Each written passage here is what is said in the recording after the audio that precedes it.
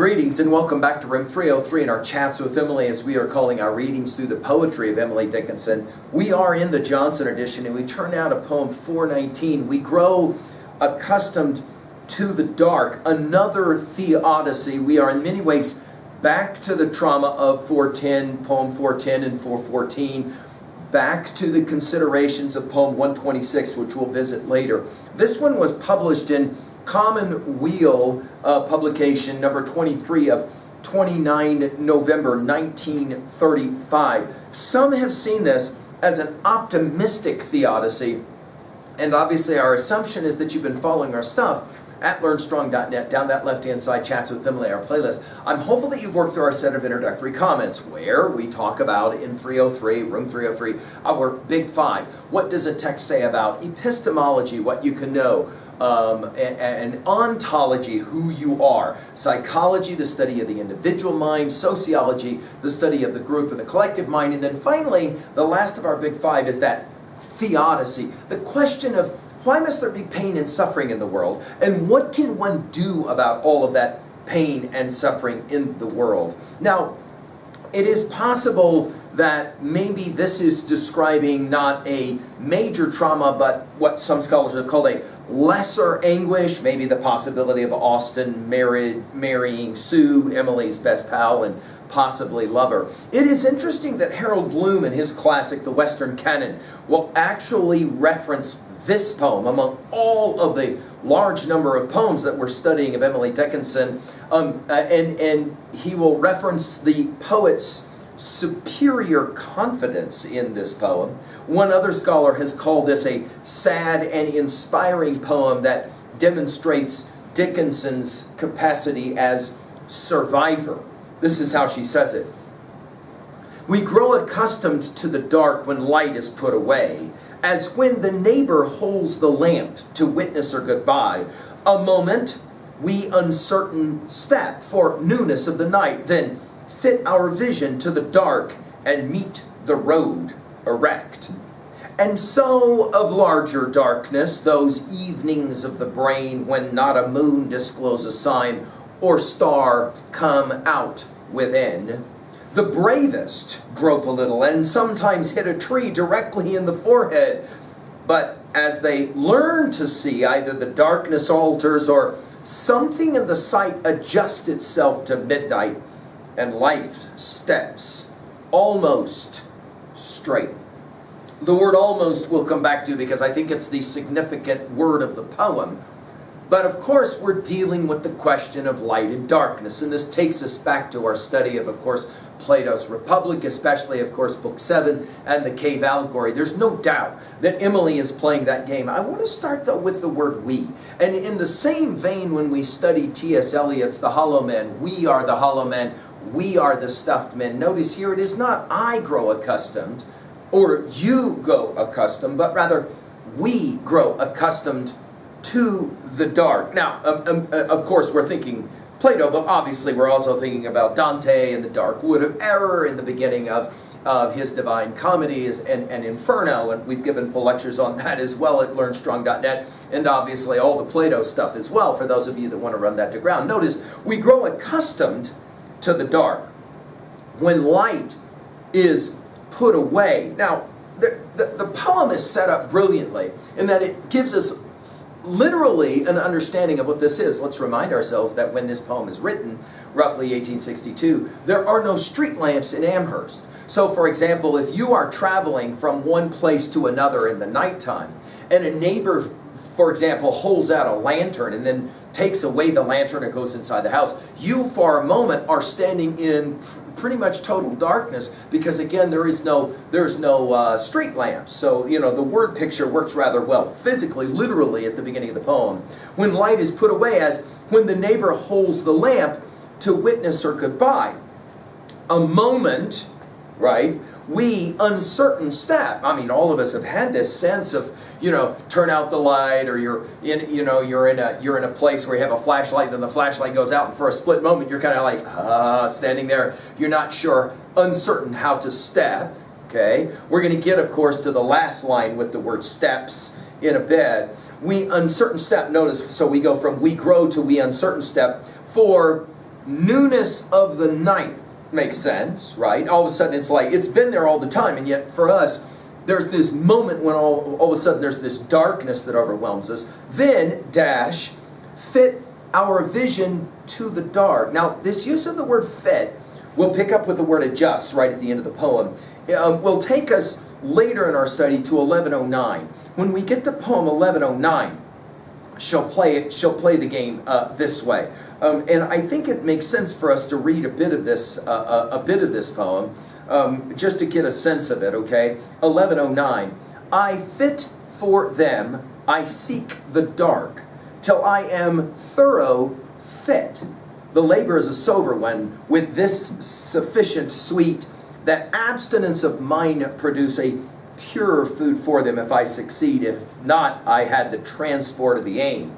The idea of fitting, as in adjusting will be our word later, fit our vision to the dark and meet the road erect. Now, of course, when we hear this road, we immediately go back to poem 416, no fear you'll miss the road. And of course, we think about Whitman's Song of the Open Road, the classic. We've given full lectures, of course, on that and every other poem of Leaves of Grass in our talks with Walt. Here, of course, our chats with Emily, playing a similar game of when you're on the road. And then she uses the word erect. Now, this is an interesting word for Emily. In 8 poems it shows up. We saw it in poem 70. When we get to poem 508, she'll play this game. My second rank at the end of the poem. Too small the first crowned crowning on my father's breast. A half unconscious queen, but this time adequate, erect, will choose, with will to choose or to reject, and I choose just a crown.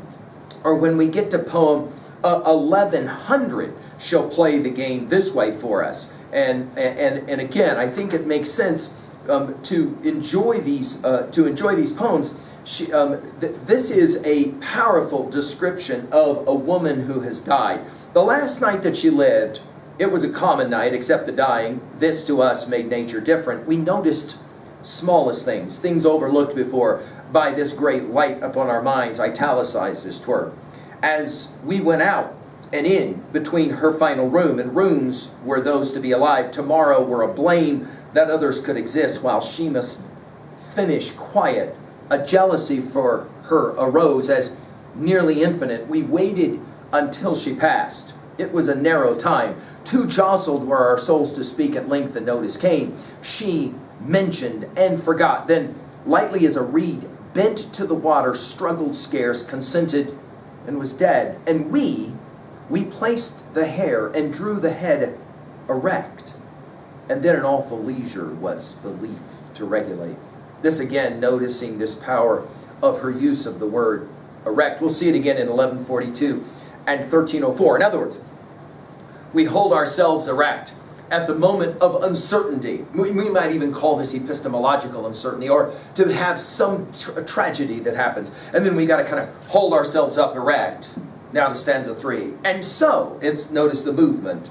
And so, of larger darkness. In other words, in the same way that when you're stuck in the dark momentarily, and you kind of go, oh, where am I? In so, of larger darkness, obviously we move now from dark to dark to darkness. Those evenings of the brain. Really, seriously, what an amazing line. Evenings of the brain. In other words, there is darkness of our thinking, darkness of our mind, evenings of the brain. When not a moon disclose a sign, or star come out within. We mentioned poem 126. You'll remember this. To fight aloud is very brave, but gallanter I know, who charge within the bosom the Calvary of woe, who win and nations do not see, who fall and unobserved, whose dying eyes no country regards with patriot love. We trust in plumed procession for such. The angels go rank after rank with even feet and uniforms of snow. The greatest fight, as we said when we did that poem, the greatest struggle is the struggle within. In other words, there is something within us that we have to overcome. And then she'll not call it we anymore. She'll call it the bravest. And then she'll use the word grope, which is a fascinating word. In 8 poems, she also uses this word, or some version of it. We'll see it in 430, we'll see it in 506, we'll see it in 723, we'll see it in 761 and 909 as well. We'll see it in poem 1062, and here I find this a fascinating use of the word. He scanned it, staggered, dropped the loop to pass or period, caught helpless at a sense as if his mind were going blind, groped up to see if God was there, groped backward at himself, caressed the trigger absently, and wandered out of life. We'll come back to this poem, obviously, when you do that one. Or how about 1555, and her use of the word groped in this regards.